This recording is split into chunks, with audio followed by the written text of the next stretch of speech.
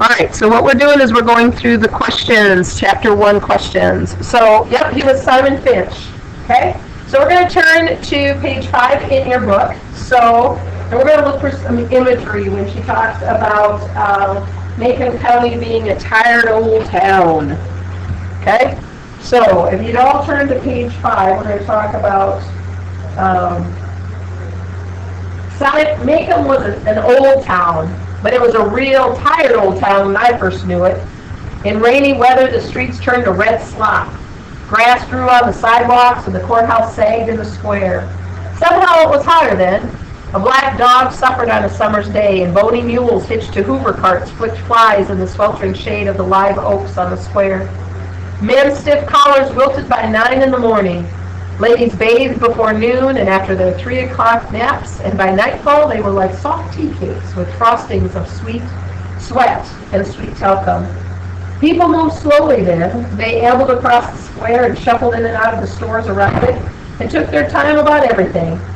A day was 24 hours long, but seemed longer. There was no hurry, for there was nowhere to go, nothing to buy, and no money to buy it with. Nothing to see outside the boundaries of Macon County. But it was a time of vague optimism for some of the people. Macon County had recently been told that it had nothing to fear but fear itself. All right, at your tables, I want you to find sight, sound, smell, taste, and touch, because you can find it all in that paragraph.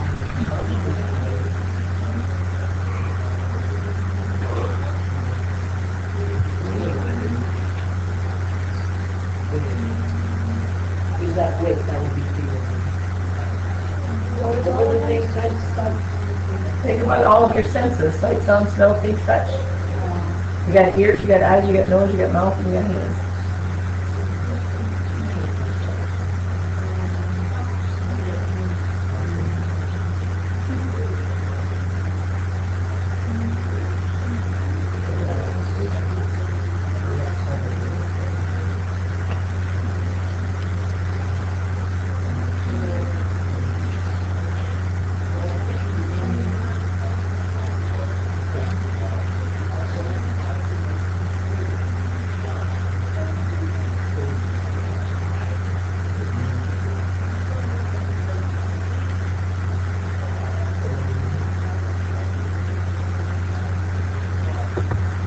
So the sight one is easy because you can see Hoover carts, which is just fancy word for cars.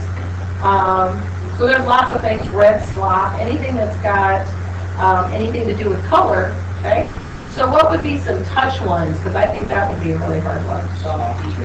Soft tea cakes. And also like when it discusses the mud, the kind of the,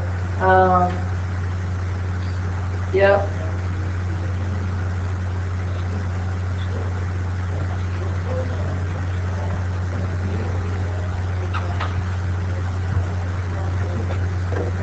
Okay. How about smell?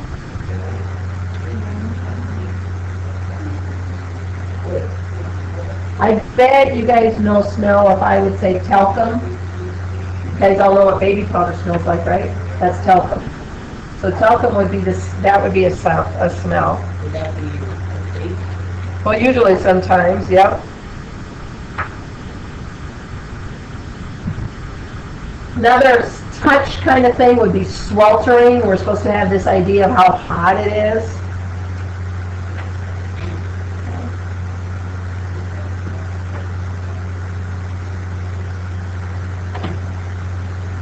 All right. So where did we, all of you probably heard that we have nothing to fear but fear itself. Does anybody know where that line comes from?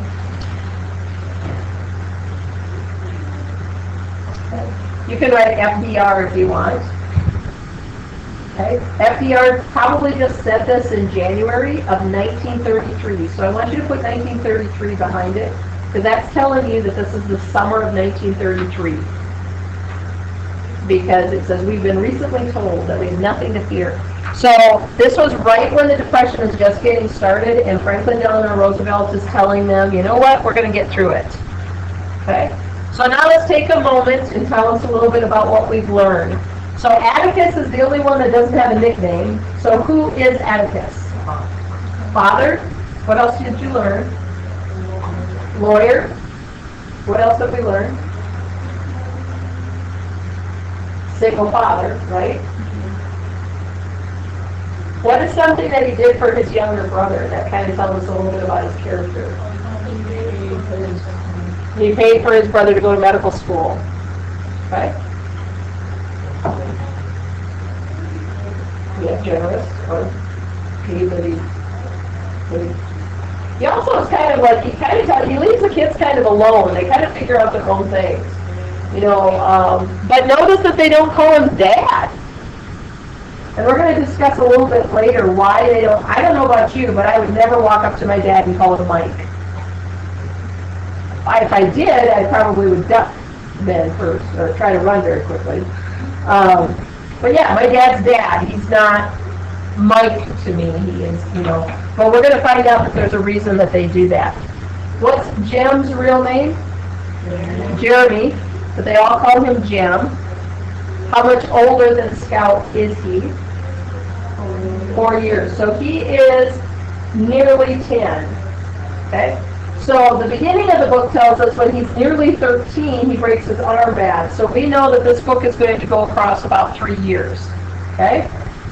What are some other things that we've learned about Jim? There's something that he loves. Yes, he accepts a dare. Football. Good job, Maria. Loves his football. So even though he broke his arm really bad, as long as he could keep playing football, he was fine with it.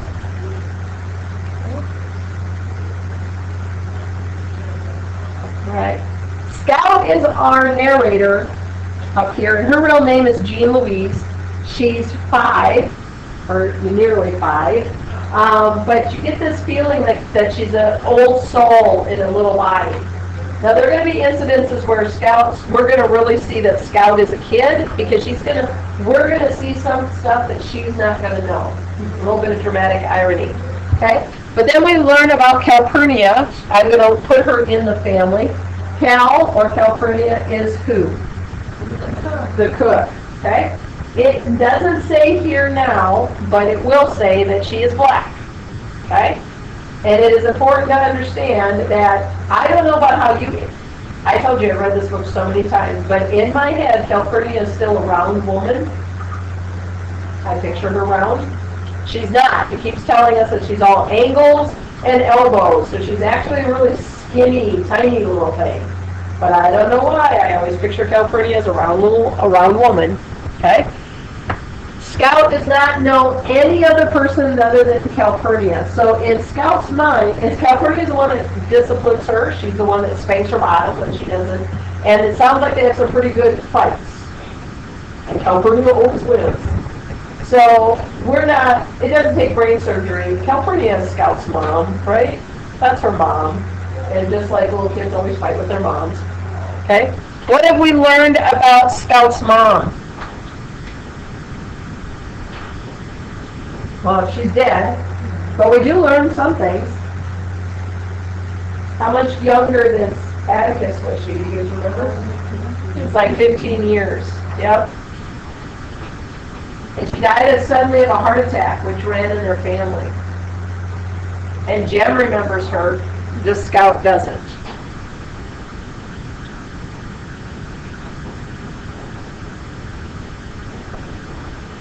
So Dylan's a very interesting character. If you guys remember from talking about Harper Lee, do you remember where we said that she lived next door to another very famous author by the name of Truman Capote? When people ask her about this book, they ask her, "Are you Scout?" And she said, "No, Scout was not me. Scout was a fictional character I made up in my mind." She didn't even have a brother, so that kind of made sense. But she says, "I will tell you that there is one character in this book that is based on a real person. And that's Dill. Dill looks like, sounds like, acted like Truman Capote." So she admitted that Dill, the next door neighbor, was like her real life childhood friend, next door neighbor. But Dill was the first outsider she's ever met.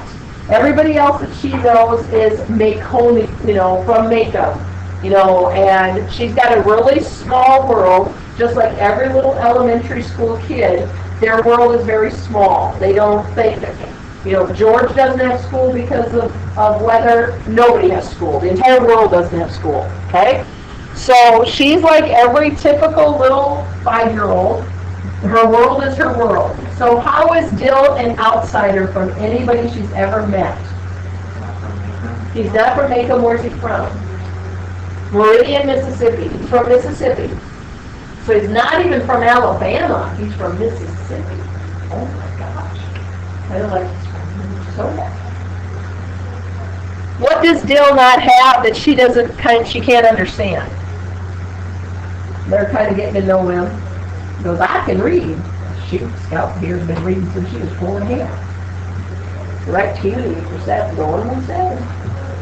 She asks him a question. Where's your dad? You got one, don't you? And Jim right away picks up on the clues that be quiet. Well, he's got to have one.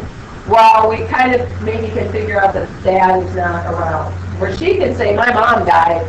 But Dill has a dad, but he doesn't know.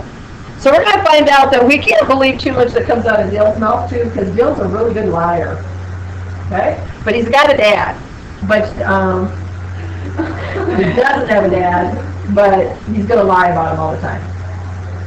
So we're going to discuss Boo Radley on the reverse side, but let's summarize, right? What did Boo do to receive such a harsh treatment?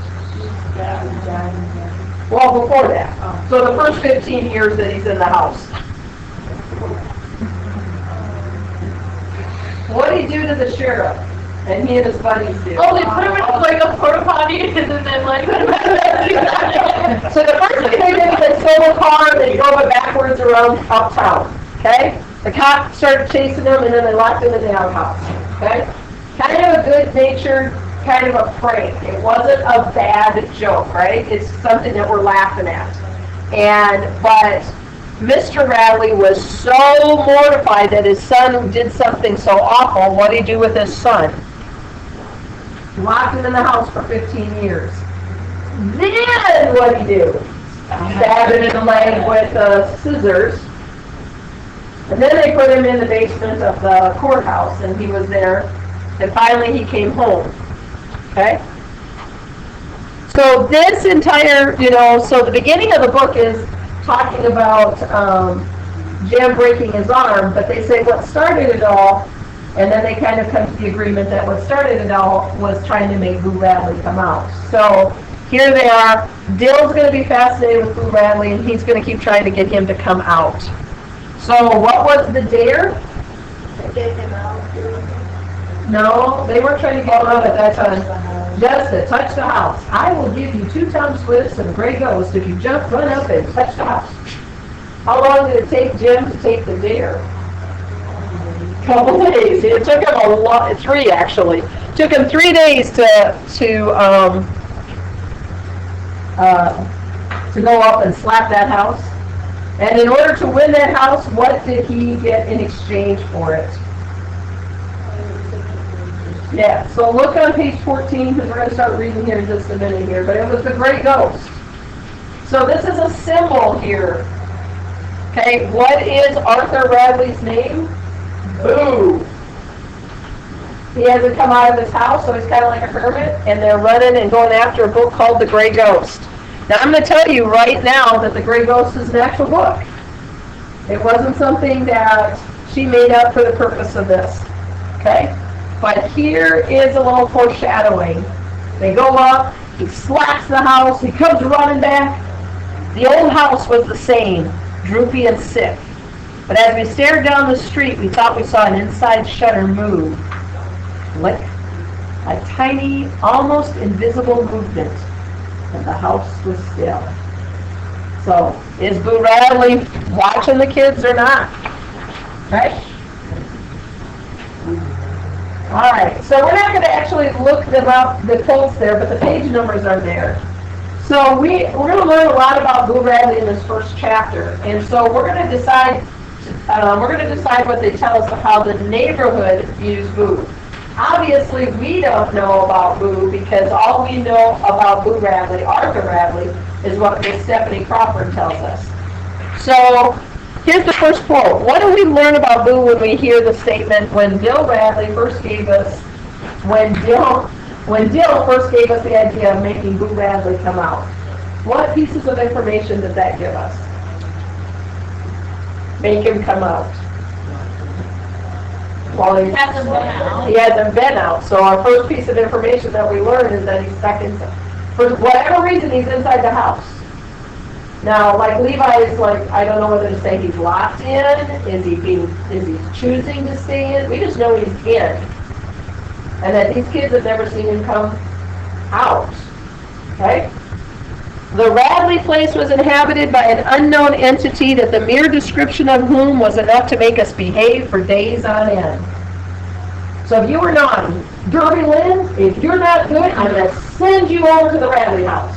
The Radley place was inhabited by an unknown entity that the mere description of whom was enough to make us behave for days on end.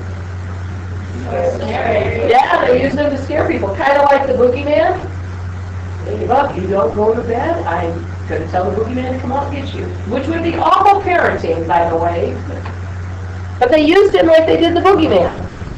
Okay? Alright, so we now know that he's stuck inside a house.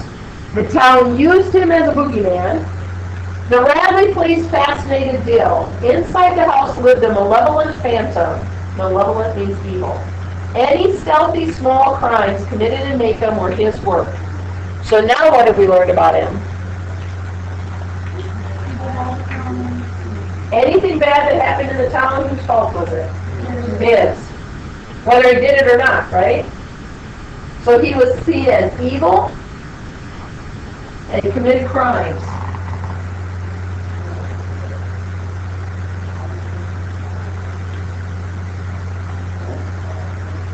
The misery of that house began many years before Jim and I were born.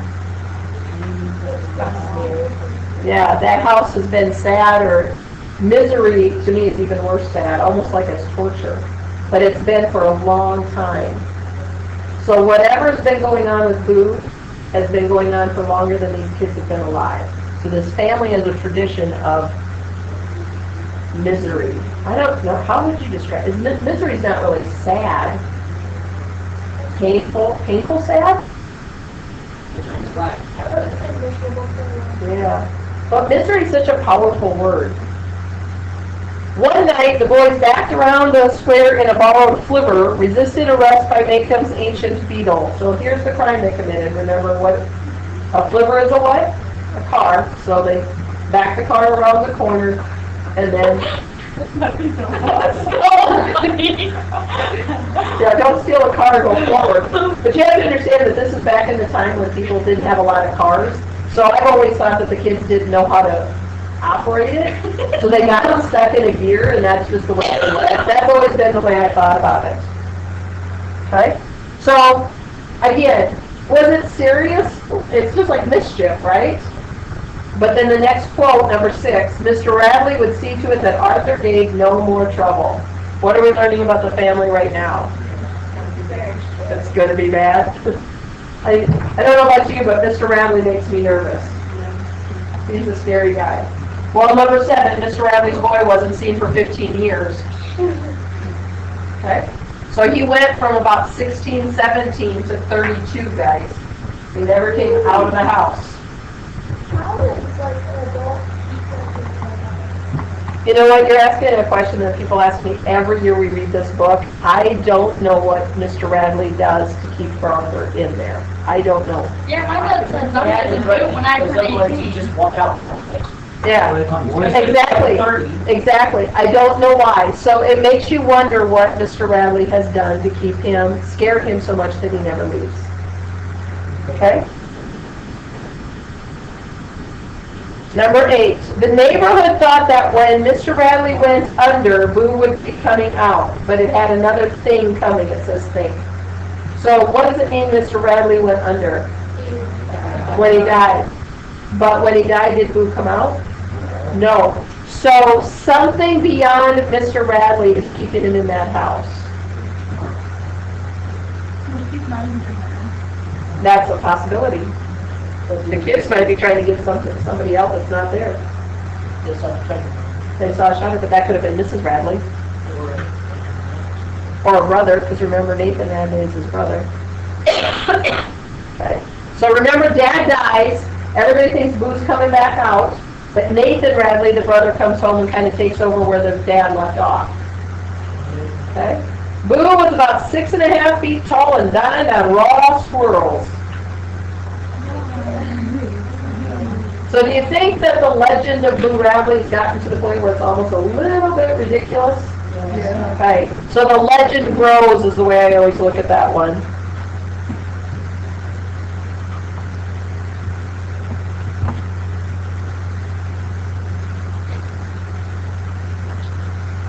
And we thought we saw an inside shutter move.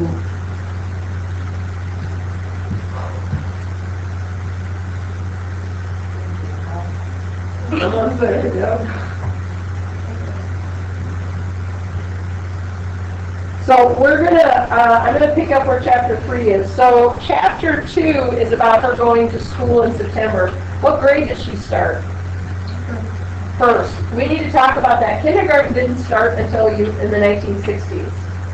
So the fact that she's 6 or nearly 6 and she's going into the first grade, that's because there was no such thing as kindergarten. So why did Scout get into so much trouble the first day of school?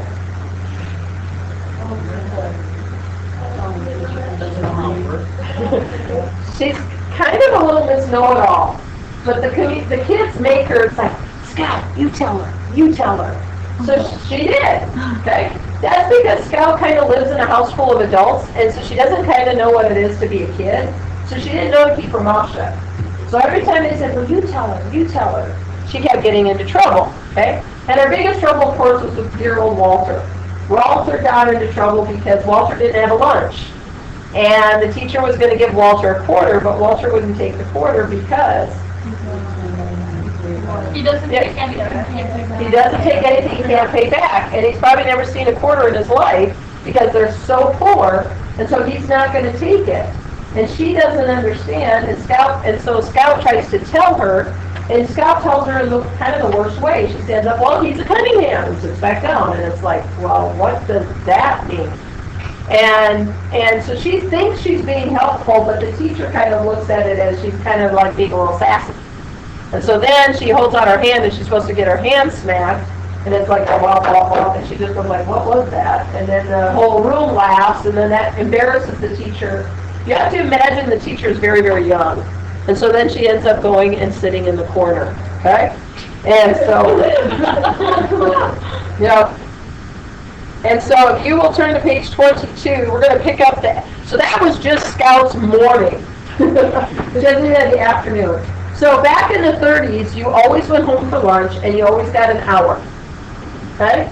And then little kids usually got out of school about 2:15, and then at third grade, you usually stayed until 3:15. So she is going home for lunch.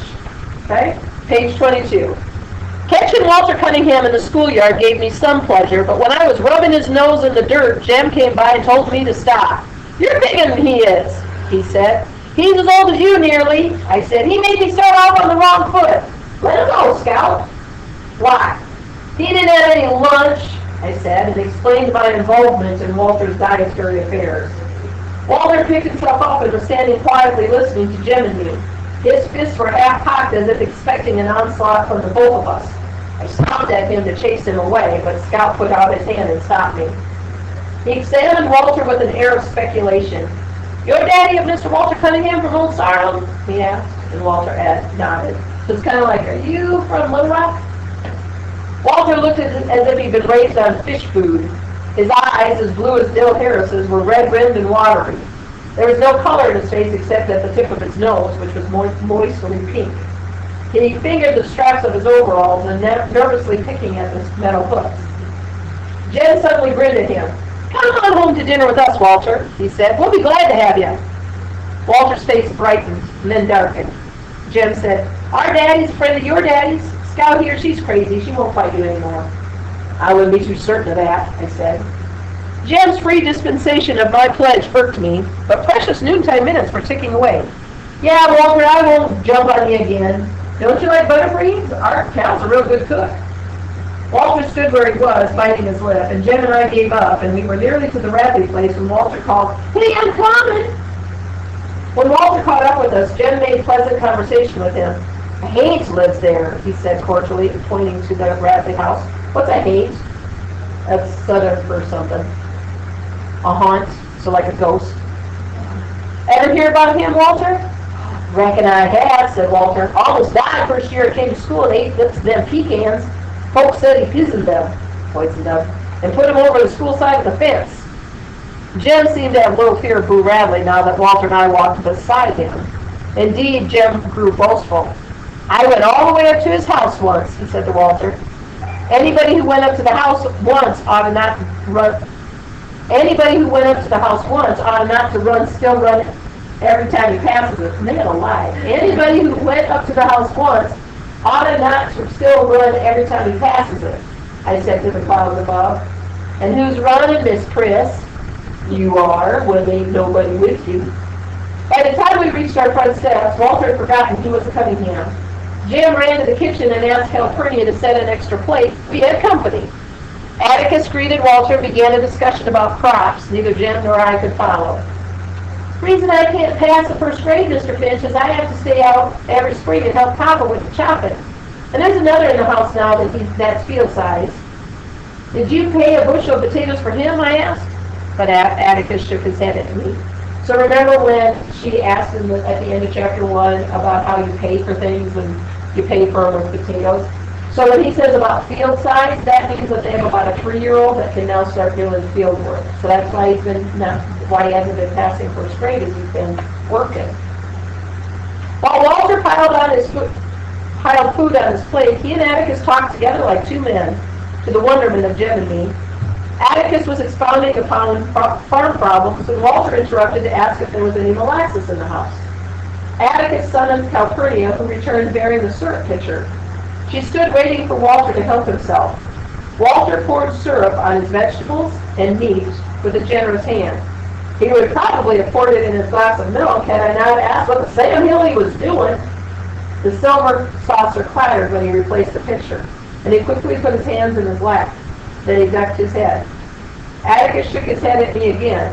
"But he's gone down and drowned his dinner in his syrup," I protested. "He's poured it all over." It was then that Calpurnia requested my presence in the kitchen. So back in the 1930s, do you guys, if you've got at home in your cupboards, it's called Caro syrup. It's clear, and a lot of times you use it in I'm going like this, like you guys can see it because I'm miming it. But you use it a lot of times for candy. It's very, very thick, like what you put on pancakes. But it's corn syrup, yeah. But they used to pour it all over their food because you would take a little bit of food, you put corn syrup over it, and it expands the food and fill your stomach. You can about imagine what their teeth were like and their health was like. But she doesn't have to do that because they had a little bit more food in their lives. But Walter had to do it because he was poor, right?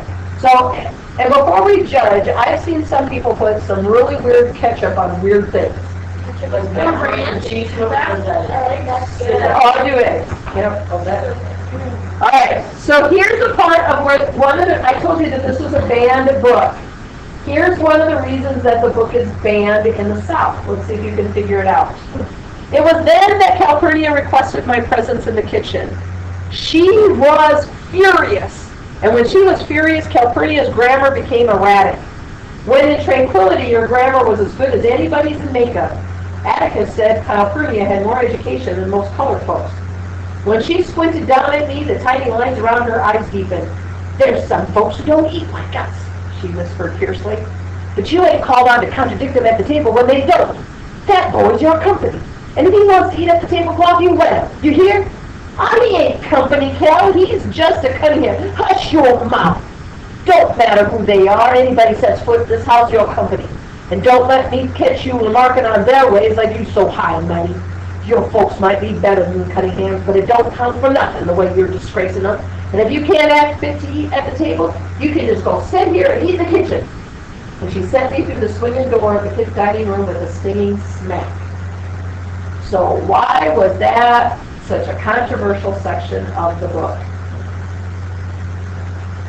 Why? What about the smack? book was written in 1963. A black character just did what? Did a white character. So a black character just hit a white character. Okay. Did Scout think anything about it? No, she's been spanked by California before. But the fact that it was in a book really caused people to be very upset. I retrieved my plate and finished dinner in the kitchen, thankful though that I was spared the humiliation of facing them again. I told California to just wait, I'd fix her. One of these days when she wasn't looking, I'd go off and drown myself and bust her in, and then she'd be sorry. Besides, I added, she'd already got me in trouble once today. She had taught me to write, and it was all her fault. Hush your fussing, she said. Jim and Walter returned to school ahead of me, staying behind to advise Atticus of California's iniquities was worth a solitary sprint past the Radley place.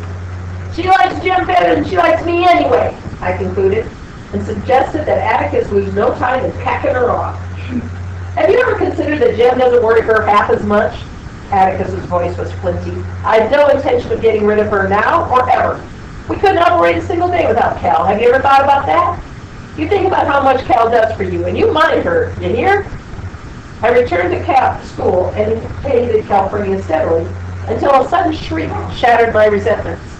I looked up to see Miss Caroline standing in the middle of the room, sheer horror flooding her face. Apparently, she had revived enough to persevere in her profession. It's alive! She screamed. The male population of the class rushed at once to her assistance. Lord, I thought she scared of a mouse. Little Chuck Little, whose patience with all living things was phenomenal, said, "Which way you go, Miss Caroline? Tell us where you went, quick. T.C., turned to the boy behind him. T.C., shut the door, we'll catch you, quick. Ma'am, where do you go?" Miss Caroline pointed a shaking finger not at the floor, not at a desk, but to a hulking individual unknown to me. Little Chuck Little's face contradicted it. He said gently, "You mean him, Sam?" "Yes, and he's alive. Did he scare you in some way?" Miss Caroline said desperately, "He was just walking by when it crawled out of his hair. Just crawled out of his hair." Little Chuck grinned broadly. "Now there ain't no need to fear a cootie, ma'am. Ain't you ever seen one? Now don't you be afraid. You just go back to your desk and teach us some more." "What's a cootie?" "It's a headlights. A big bug that grows headlights." Little Chuck Little was another member of the population who didn't know where his next meal was coming from, but he was a born gentleman. He put his hand under her elbow and led Miss Caroline to the front of the room. "Now don't you fret, ma'am," he said. "There ain't no need to fear a cootie. I'll just fetch you some cool water." The cootie toe showed not the faintest interest in the fur he had wrought. He searched the scalp above his forehead, located his guest, and pinched it between his thumb and forefinger. Miss Caroline watched the process in horrid fascination. Little Chuck brought water in a paper cup, and she drank it gratefully. And finally she found her voice. "What is your name, son?" she asked softly. The boy blinked. "Who, me?" Miss Caroline nodded. "Burris Ewell."